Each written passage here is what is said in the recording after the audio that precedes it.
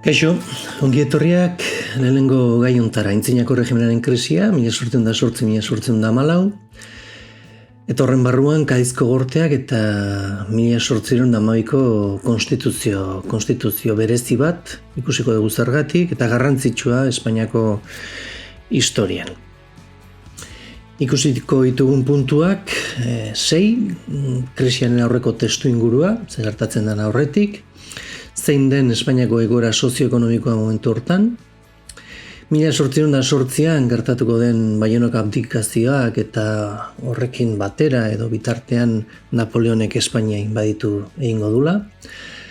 Horrek eragingo du laugarren puntuan ikusiko dugun independentzia gerra.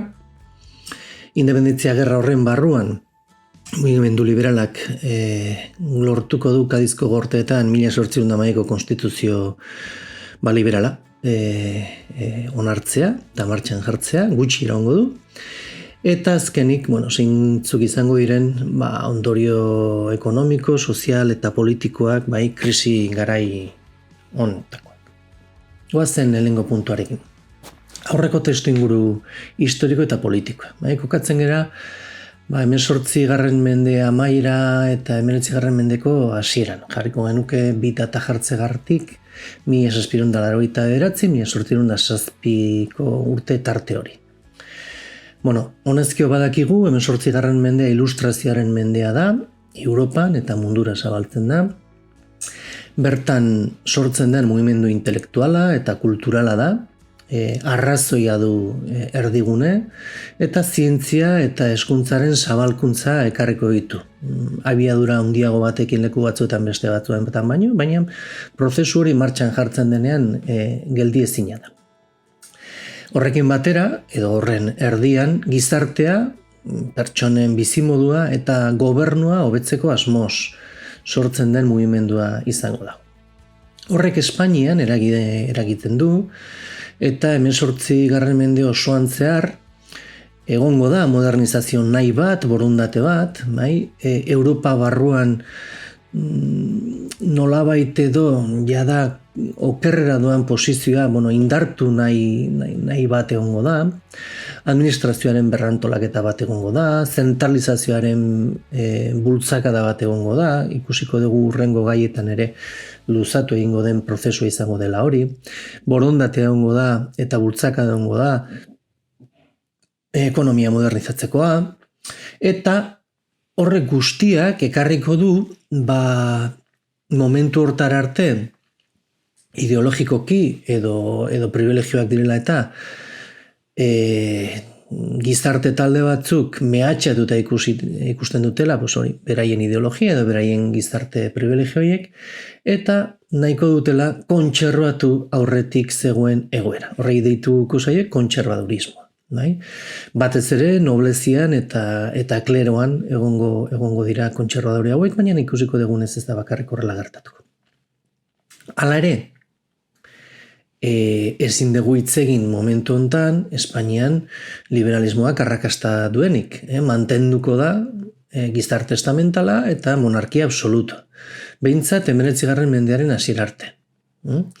Aintzinako Erregimeneko sistemen politika eta soziala mantentzen da, Carlos Laugarrena izango dugu errege, eta Carlos Laugarrenak eta ikusiko dugun beste pertsona batek gero, Frantzian 1789 urtean sortzen den iraultzatik datozen ideiak, eteten edo behintzat Espainian motelago sartzen saiatuko bera.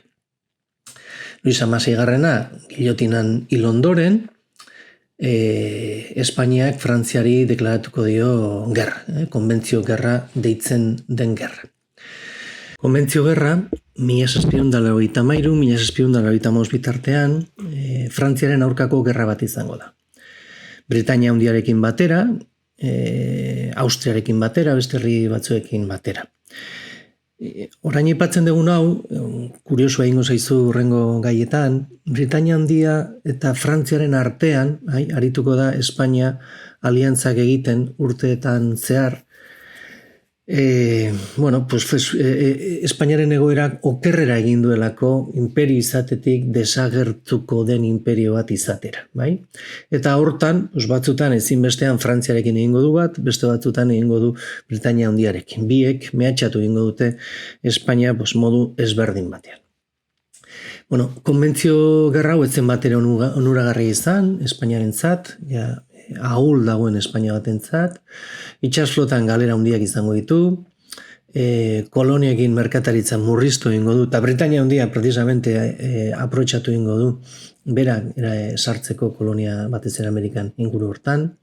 Dirutza gastatuko du, Espainia momentu hortan ez zituen dirutzak, eta horrek krisi ekonomikoa areagotu egingo du Espainian, eta horrek ekarriko du ere presio fiskala handitzea.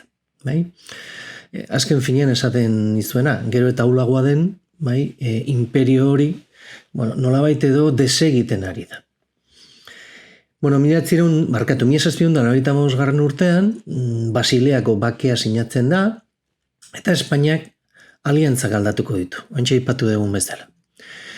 Iparraldetik mehatxatuta sentitzen da Frantzia aldetik, baina Frantziaren aurka gutxi egin daiteke, berriz Amerika koloniak ere mehatxatuta daude Britainia Handia gero eta imperio boteretsuago bilakatzen ari delako, eta balantza hortan aliantza berria izango da Frantziarekin. Britainia Handiarekin tentsio oso handiak egongo dira, eta 1795 urtean Europan nabarmentzen ari den Napoleon Bonaparterekin egingo du aliantza Espainiak. Arazo ugari berriz ere, ze Napoleonen ambizioa mugagabea zen, eta horrek egingo du Espainiarekiko presioa oso altua izango da. Carlos Laugarrena, esan dugu garaiontako errege degula Espainian, eta bere lehen ministroa edo presidente moduan aritzen zen Godoy, pertsonai berezia, hasieran noblea etzena eta igoko dena Carlos eta bere emaztearekin egingo delako lagun. Izango dute gobernu nahiko ahul eta nahiko ustela. Eta ezintasun ikaragarri izango duen gobernu bat izango da, bai barruko edo kanpoko arazoei aurre egiteko. Espainia barruan ere krisi oso potente izango dugu, inkluso Carlosen semeak bere aurka arituko da, behin baino gehiagotan tronutik kendu nahian. Betxo ingo du momentu batean. Oso garai gogorra da, kritikoa politikoki, bai nazioartean, bai ekonomikoki, eta gobernuaren desprestigioa izugarri izango da. Bai herriaren pentsamenduan, baitaren noble askoren pentsamenduan ere. Eta horre guztia, azkartu egingo du, bultzatu egingo du, aintzinako erregimenaren krisia estatu espainolean. Alde batetik nazioarteko tentsio horiek ikusi ditugunak, bestetik barne ahultasun politiko izugarria, gero gizartea nahi gabe ugari izango ditu, goseteak barne, eta horrek nolabait edo kaldo bat sortzen du, egoera proposoa sortzen du, aintzinako erregimen hori, monarkia absolutista hori, desegiteko. 1808an Napoleonek ziri bat eginez inbasioari egiten dionean eta Espainia inbaditzen duenean, nolabaiteko kolapso eramaten du sistema guztia. Egoera politikoa, krisi egoera balima da, egoera sozioekonomikoa, esan dugu laburrean ere, oso komplikatua. Mende hasieran, aurkitzen dugu Espainia bat, atzerapen sozial eta ekonomikoa handi batekin. Herritar gehienak, erregimen zaharrean gertatzen den modura, nekazerak dira, kalkulatu. 11 milioi biztanletik 10% besterik ez da hirietan bizi. Herrixumeak zerga karga ikaragarri jasatzen ditu, de hecho, gehienak, nobleek ez dituzte jasatzen, eta hortaz aprobetxatzen dira. Eta gainera naiz eta goseteak egon, eta beharra egon, nekazariek ez dute lur asko nekazaritzan erabiltzeko aukerarik izango. Edo ez dira erabiltzen, noble edo elizaren lur asko, edo erabiltzekotan, kasu batzutan, oso lur zabalak erabiltzen dira, nobleen eiztarako, beraien afizioetarako esango nuke. Horrek eragiten du krisi multidimensional bat, politikoan ikusi dugu, ekonomikoan eta sozialen ikusten ari gara. Eta horren aurrean, bai egongo dira erreforma proposamen batzuk, baina izango dira oso progresiboak. Egongo da prozesu berriztatzaile gradual bat. Hain graduala, urteetan ez dio erantzungo herriak dituen beharrei benetan. Zergatik besteak beste privilegiatuen, estamendu privilegiatuen jarrera izango dela ezezkoa, resistentzia gogorra, iritsiko dana momentu batzutan inkluso gerra zibiletara. Kontu horrek egingo du erreforma profesional hauek ez konpontzea dauden arazoak eta beraz aurkituko gera Espainian ikusiko dugu etengabeko krisi ziklikoa, goseteak, altxamendua, gatazkak etengabe. Hurrengo saioetan etengabe aipatuko ditugu elementu hauek. Mende hasiera hontan aurkitzen gara egoera horrekin, herriak ez du gogoko Godoiren gobernu mota, ustelkeri hori oso fama txarra du eta egia da bere txaiek ere fama hori indartu egingo dutela propagandistikoki, baina oso kritikoak gira ere bai Carlos Laugarrenarekin. Noblen artean ere sortuko da, esan dizuet, Carlosen semeak incluso saiatuko da bere aitaren lekua hartzen ikusiko dugu, bai?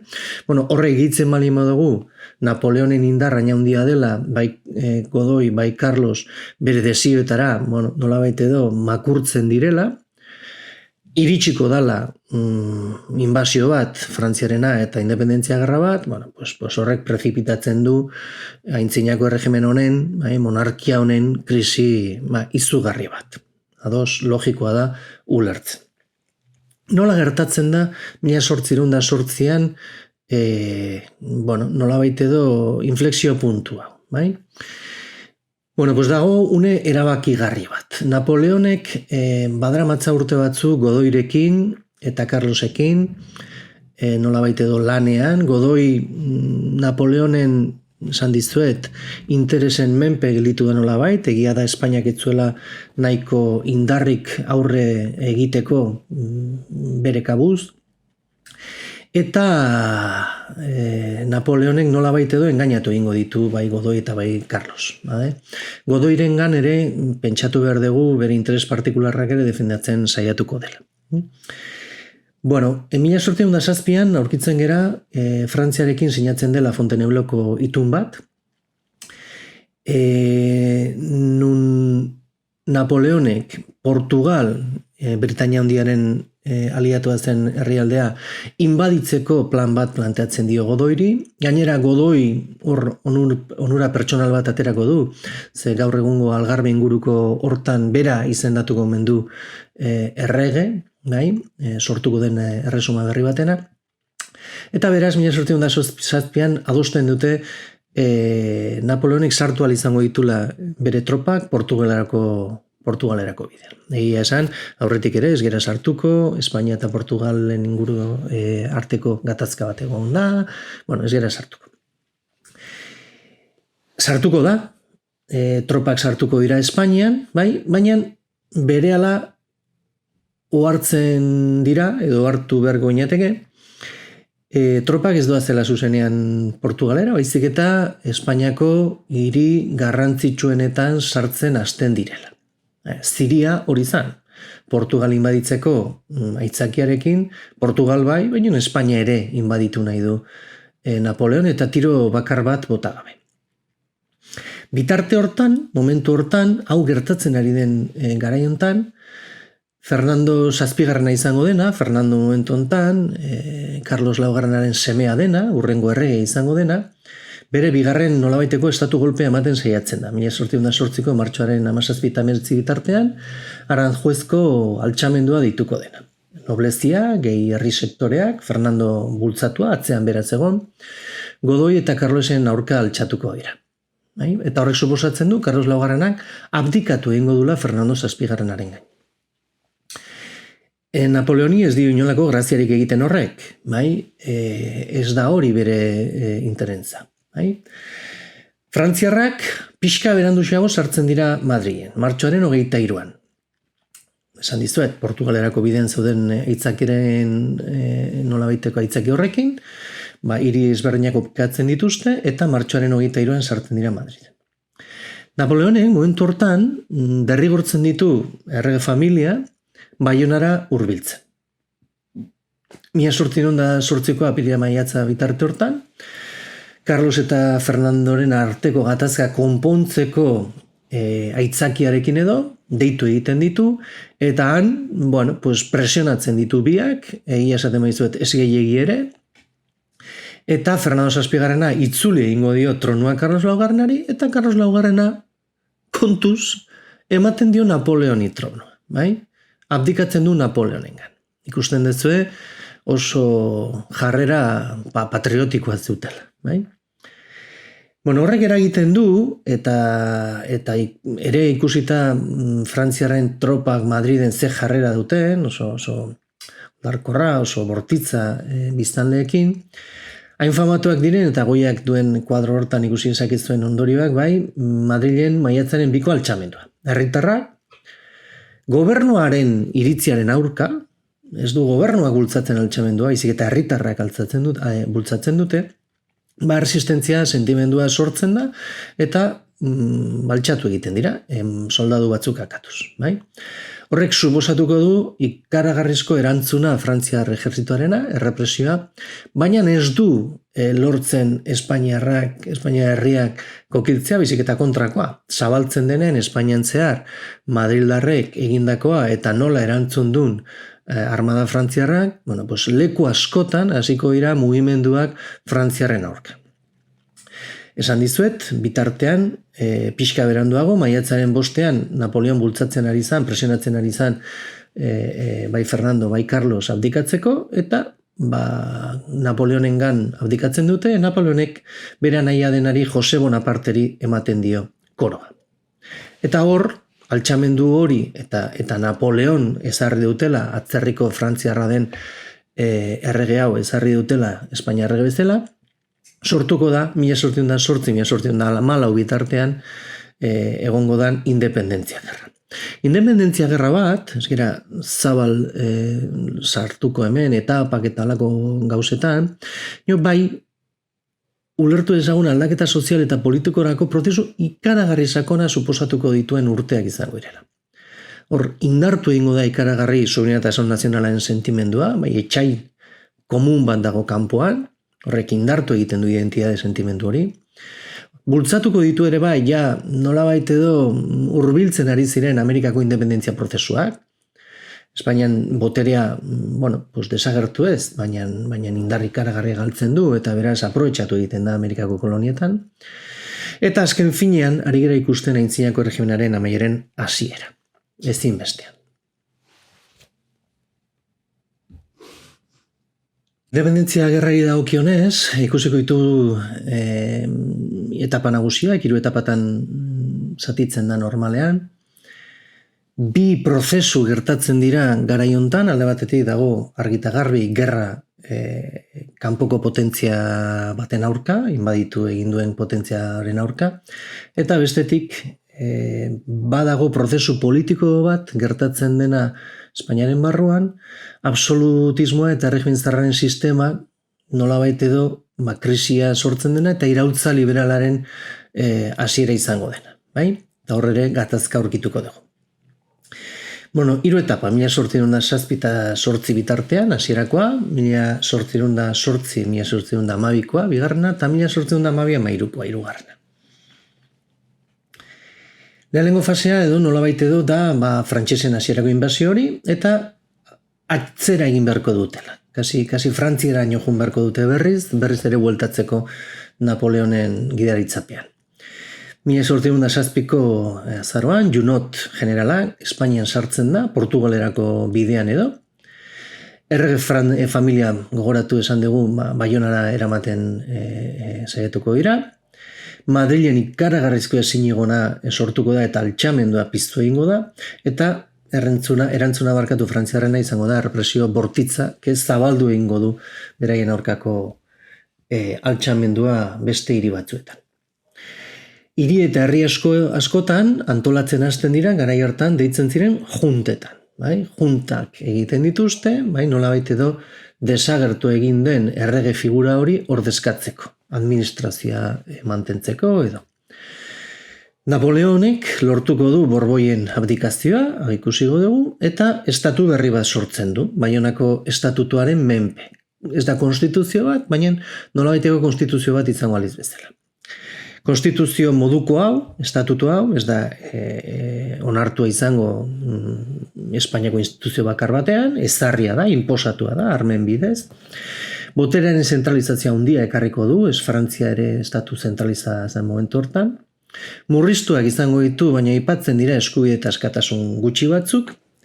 Eta garbi dago, dala konstituzio bat nolabaiteo Napoleonen interesen menpe dagoena. Ez dago herritarren ordezkaritzarik. Honekin, bat egingo dute frantsestua dituko dira liberal batzuk. Batzuk modernizazio interesagatik, beste batzuk interes pertsonalagatik. Jose Lehenengoa Espainiako errege izendatuko dute, eta esan dizudan frantsestuekin batera gobernatzen saiatuko da. Frantziak hasiera momentu hontan ez du lortzen hiri nagusien kontrola, esan dugun altxamendu horren ondorioz, eta atzera egin beharko dute. Horre egitu beharko zaio, Frantziarrek bailenen lehen porrot militar importante bat jasango dutela, eta horrez gain, Portugalen armada ingeles bat Wellington dekaren menpe zegoena lehorreratzen dela. Mehatxatu egiten du mendebaldeko gune hortatik Espainian dituzten tropak. Horrekin batera, lehen esan ditugun herri eta hirietan juntatzen diren junta horiek, adostuko dute junta zentral goren bat osatzea iraila. Nolabait edo, herri osoan dagoen resistentzia koordinatzeko baliakoa duen gobernu moduko bat. Frantziarrek ies egingo dute, Jose inkluso Madrilera iritsi eta ies egin beharko du eta Gasteizeraino iritsiko da, ies egite hortan. Baina azaroan, 1808ko azaro hortan, Napoleon berak sartzen da Espainian 150.000 soldaduekin eta berriz ere nolabait edo kontrolatzen du lurralde oso. Espainia okupatuko du, leku txiki batzuk kenduta, besteak beste garrantzitsua izango da Kadizko hiria. Jose Madrilera itzultzen da eta erreformak egiten hasiko da. Erregimen zarra kendu eta erregimen liberal berri bat Frantziarren inspirazioz edo datorrena osatuko dena. Alde batetik inkisizioa abolituko da, Elizaren inkisizioa, jauntxoen erregimena amaitu egingo du, administrazio zentralista bat esarriko du, modernizazio ekonomikorako neurriak hartuko ditu, eta lege erreforma ugari bultzatuko ditu.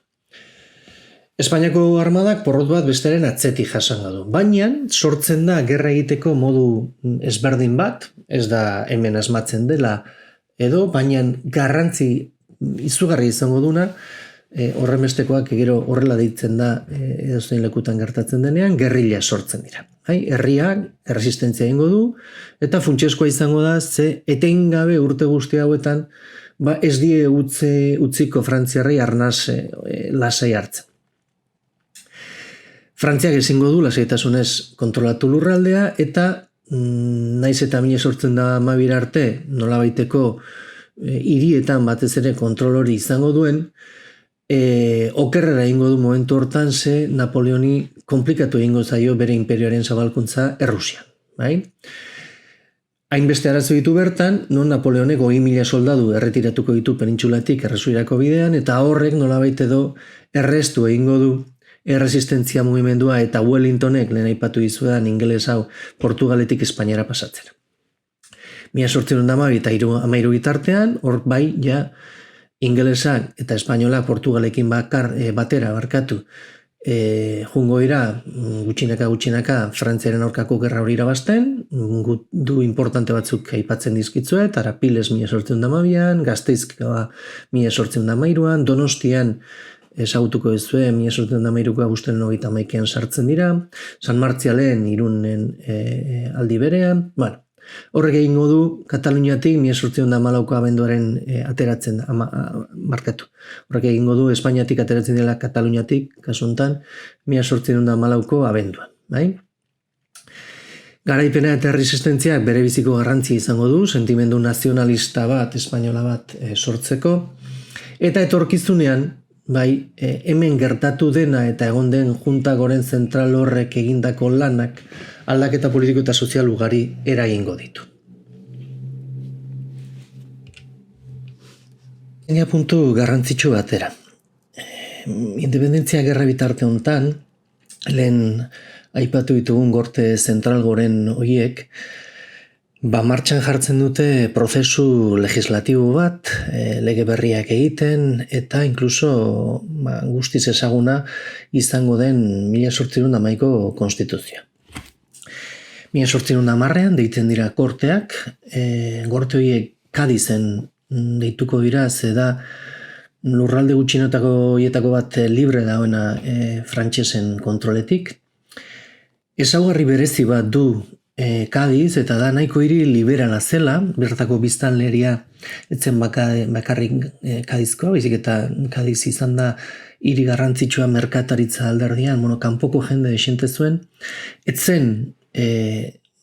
ez zuen ordezkatzen Espainiako biztanleriaren ideologiaren gehiengo bat, baina, egoera bultzatua bertan egingo dira gorte horiek, eta hau esanguratsua izango da emaitzarako.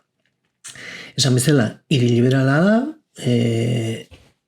gorteak deitzen direnean bilakatzen da lurralde bakoitzeko ordezkaritza bat egotea, ez bakarrik penintsulako lurraldetako, baizik eta ere kolonietako ordezkariak egotea, kasu honetan gehienak Amerikarrak izango dira, eta nola ez dituzten lortzen, ez dute lortzen etortzea lurralde bakoitzetik, bertan hirian bizi direnen artean edo bisitan dauden artean hartuko dituzte ordezkari horiek. Beraz, nahiko liberalak izango diren gorteak osatzen dira. Hiru tendentzia aurkituko genituzke bertan, alde batetik absolutistak, aintzinako regimenari eutsi nahi diotenak, bestalde izango dituzke moderatu batzuk, idei ilustratuak, erreformak egin nahi dituztenak, baina austurari gabe, iraultzari gabe, esango genuke, eta bestetik badago talde bat, garrantzi hartuko duna, izango dela liberalak. Ideia liberala dituzte, eta nahi dute subiranotasun nazionala, hau da ez erregearen subirania, edo ez bintzat bakarrik erregarena, baizik eta herritarrena izatea, eta dituztenak ideia iraultzaile batzuk, eta bultzatu nahi dituztenak politika iraultzaile batzuk. Hauek izango dira arrakasta izango dutenak. Esplikatu dut arrazoia. Eta hauek antolatuko dute, gerra bitarte hortan ahal den heinean, begiratu noraino iritsi daiteken praktikamente guztiz kontrolatuta dagoen lurralde batean olako gobernu bat, baina saiatuko dira iristen diren arte bintzat, antolatzen estatu mota berri bat. Monarkia konstituzionala izango da lehenengo aldiz, kenduta Josek dakan Frantziar kutsua duen Baionak estatuto hori, baina Espainian sortutako lehenengo monarkia konstituzionala aurkitu genuke. Eredu izango dute Frantzia iraultza, eta aurretik Amerikako estatu batuar iraultza, edo oraindik aurretik dagoen Inglaterrako iraultza. Aldarrikatuko dute Fernando Zazpigarrena errege legitimo bezala, soberanatasuna gorteetan dagoela adiraziko dute, botere banaketa klasikoa egingo dute liberalismoaren zat, legegilea, judiziala eta ejekutiboa, eta sinatuko dute nolabait edo bai konstituzioan, bai konstituzio aurretik eta ondoren egingo dituzte legeetan erregimen zaharraren suntxiketa bat.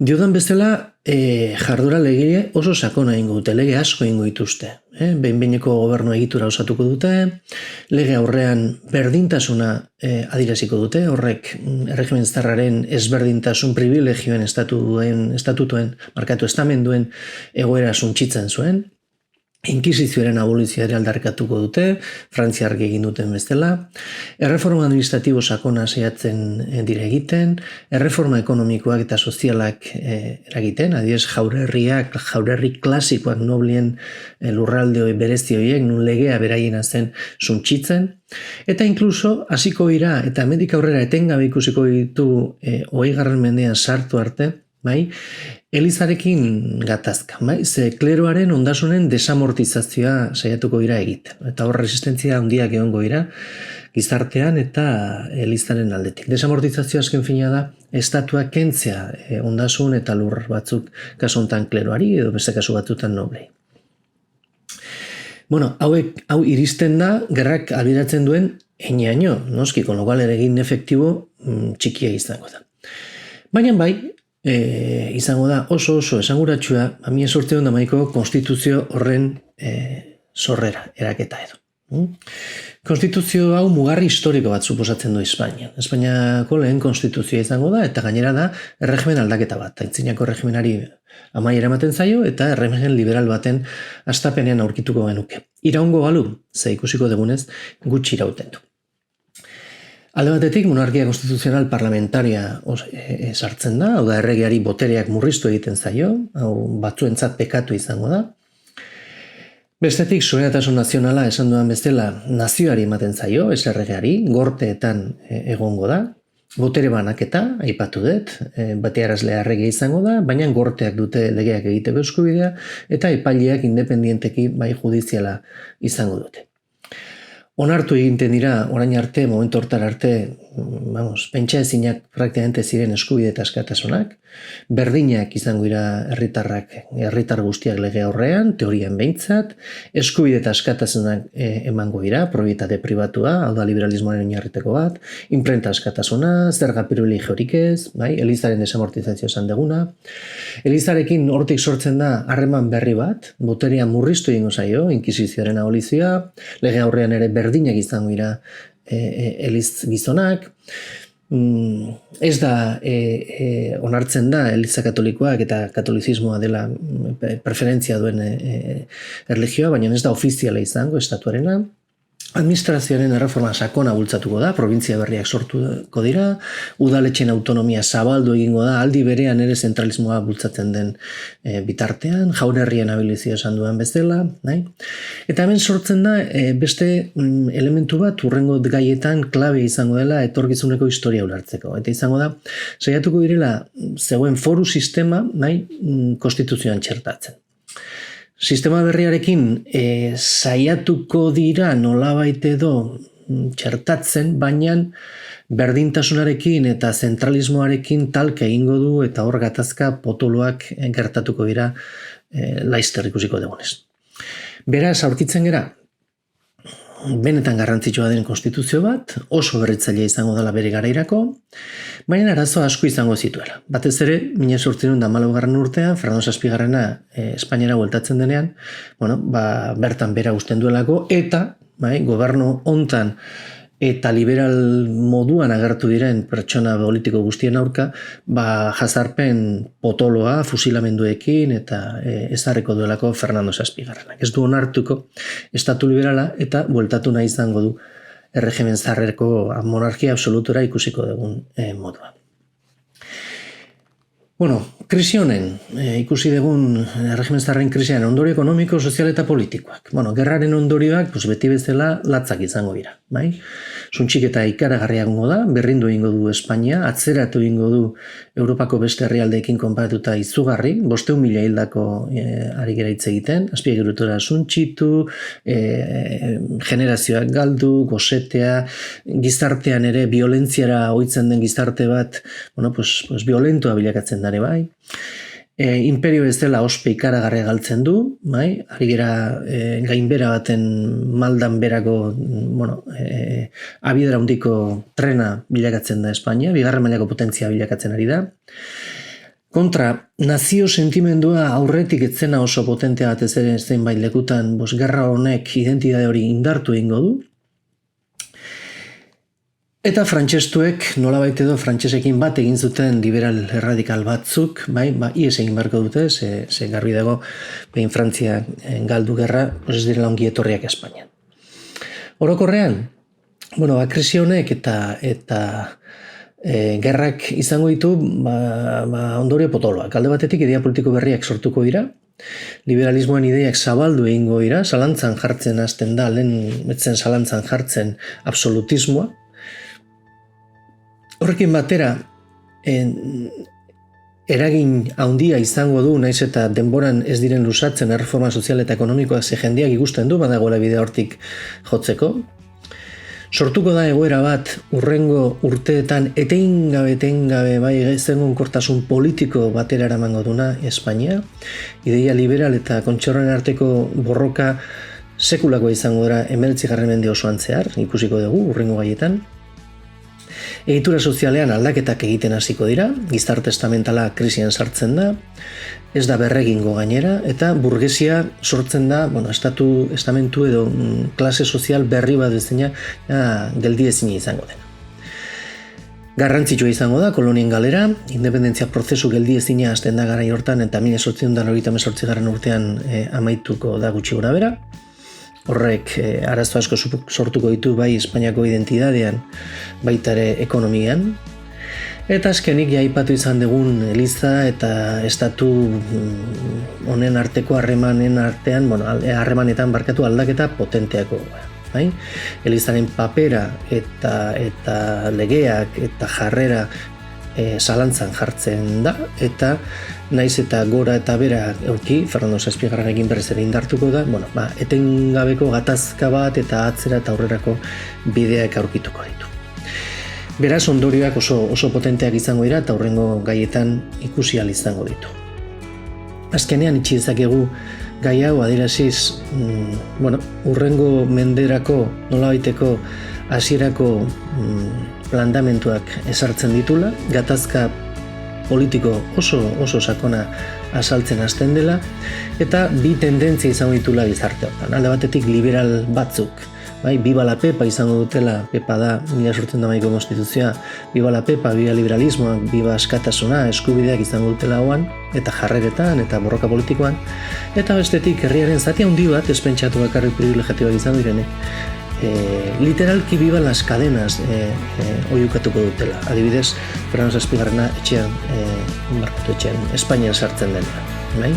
Absolutismoarekin, tradizionalismoarekin, elizarekin, iragan kasi mitologikoak jakatuko den imperio zarrorekin bat egiten dutenak.